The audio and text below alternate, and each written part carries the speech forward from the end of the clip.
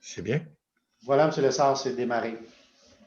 Voilà, d'abord, je vais souhaiter la bienvenue aux personnes qui vont syntoniser cet enregistrement parce que c'est en vidéoconférence tel que requis par le décret gouvernemental, un premier décret qui a eu lieu au mois de mars, bien sûr, comme vous vous souvenez, exigeant que les conseils municipaux se tiennent en téléconférence, ne se tiennent pas en présentiel, comme le terme le dit maintenant. Alors, c'est un décret qui a été renouvelé après une période de, de l'attitude qu'on avait donnée aux conseils municipaux en août et septembre, dis-je bien, alors, pour le faire à nouveau en présentiel, mais reconfinement pour les conseils municipaux dès septembre et à nouveau, en fonction de ce décret-là, renouvelé au mois d'août. Alors, à nouveau, vous nous voyez en vidéoconférence. Je le rappelle pour les personnes qui saisissent pour la première fois notre enregistrement. Ce soir, nous, nous tenons une assemblée extraordinaire, donc le maire requiert la présence des personnes conseillères et conseillers municipales. Alors, il y a 3 personnes qui sont absentes pour cette réunion extraordinaire, je le rappelle, qui porte sur l'adoption d'une réglementation relative à l'imposition des taxes foncières et des tarifs et surtaxes des terrains. On y reviendra tantôt après l'adoption de l'ordre du jour. Donc, 3 personnes sont absentes. Donc, la conseillère municipale au district numéro 1, Mme Laforêt, pour des raisons de santé.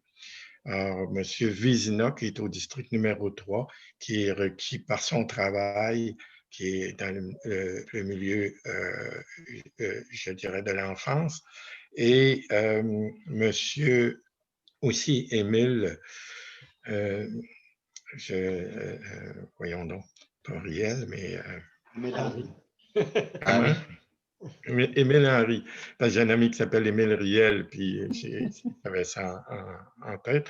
Donc, M. Émile Henry, qui est du district numéro 5. Donc, les personnes que vous voyez à l'écran du district numéro 2, Mme Lynne-Marie Larin, qui est, elle, titulaire du dossier des immeubles et pas des immeubles, mais de l'urbanisme et des ressources humaines. Madame Larin. Bonsoir. Du district numéro 4, M. Richard Pelletier, qui est responsable des travaux publics et aussi des immeubles. M. Pelletier. Bonsoir. Et M. Lacroix, Guy Lacroix, qui est du district numéro 5, qui lui est responsable de loisirs, sport et vie communautaire, M. Lacroix. Bonsoir. Donc, 2 personnes qui nous sont fort précieuses. Vous reconnaissez pour les personnes qui sont familières, Mme Marie-Christine Lefebvre, qui est notre greffière, qui nous assure toujours qu'on puisse réaliser nos travaux dans un cadre juridique là, respectueux, et notamment, parce qu'elle a aussi de bons conseils à certains autres égards. Et M. Normand Lalande, qui est le trésorier de la municipalité. Alors, comme je le rappelle, je nomme à l'occasion M. le ministre des Finances, M. Lalande, M. Normand Lalande. Donc, avant de prendre la proposition pour l'adoption de l'ordre du jour, comme il se doit, on va prendre un petit 15 secondes de recueillement, ce que nous avons l'habitude de faire et ce qui est prévu aussi dans le code de procédure qui précède nos travaux pour nous prédisposer à nos travaux. À nouveau, pour les personnes qui sont moins familières, on a l'habitude, lorsqu'on est en présence des citoyens, nous prenons 1 minute, mais dans les circonstances, nous allons prendre quand même, pour être respectueux, 15 secondes de recueillement avant de débuter nos travaux, même s'ils sont très courts.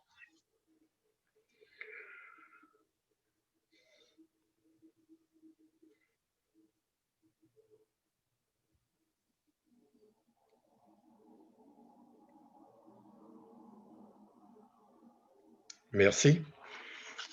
Alors, je vais prendre l'ordre du jour, se résume En fait, un point principal, c'est l'adoption du règlement numéro 1167 relatif à l'imposition des taxes foncières et des tarifs. Donc, j'ai besoin d'un proposeur et un appuyeur pour pouvoir adopter l'ordre du jour, proposé par Mme Lorrain, appuyé par M. Pelletier. Alors, je rappelle pour la circonstance aussi, même s'il manque 3 personnes, le quorum pour siéger est de 4 personnes avec le maire.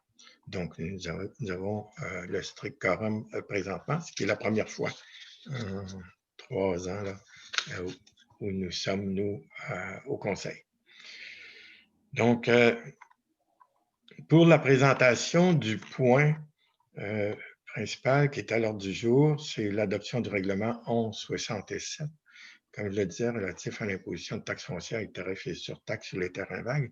Monsieur Pelletier, qui est responsable des travaux publics, comme je disais tantôt, et immeubles, mais qui est aussi membre du comité des finances et qui a participé aussi à la présentation du budget. Alors, un corollaire à ça, bien sûr, c'est que ça nous amène au taux de taxation. M. Pelletier va en faire la présentation. Oui, merci, Monsieur le maire. Alors, je vais en gros vous lire la résolution d'adoption. Il y a déjà eu un avis de motion qui a été donné avant hier.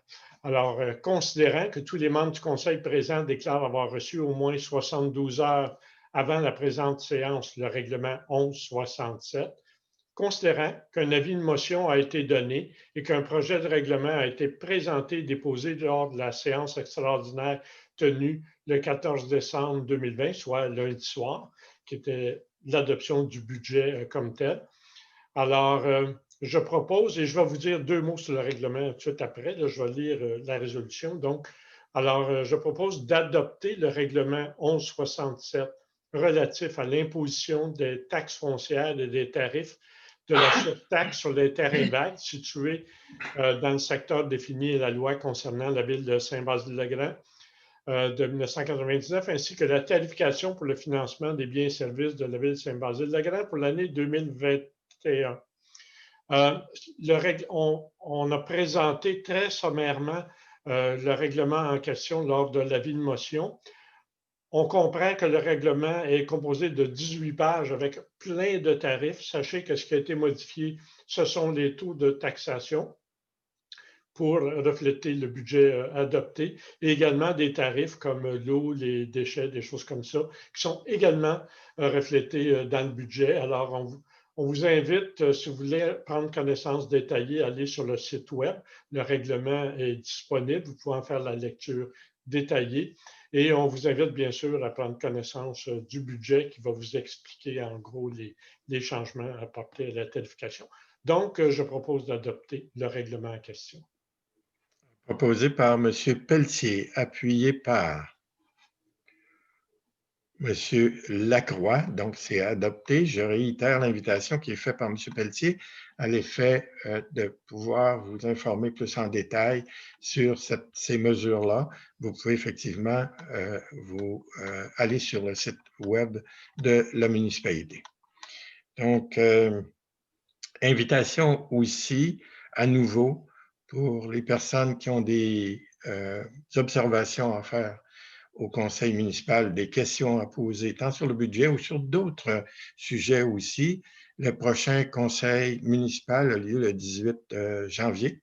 Alors, vous pouvez acheminer vos questions directement à la municipalité entre-temps. Alors,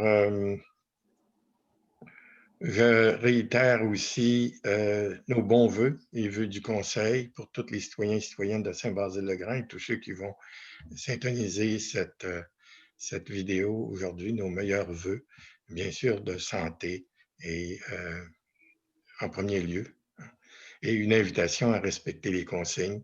C'est à peu près le plus beau cadeau mutuellement que nous pouvons nous faire. Alors, si je n'ai pas d'autres choses, il me semble que je n'ai rien oublié. Ouais. Je vais avoir besoin d'un proposeur et un appuyeur pour la levée de l'Assemblée. Donc, Mme Lynne-Marie Lorrain propose la levée de l'Assemblée. Est-ce qu'il y a une personne qui appuie? Monsieur Lacroix appui. Alors, je remercie sincèrement mes collègues pour leur bon travail, de même que Mme Lefebvre et M. Lalande. Et à nouveau, c'est un plaisir de travailler avec vous. Bonne fin de soirée à toutes les personnes qui vont nous entendre.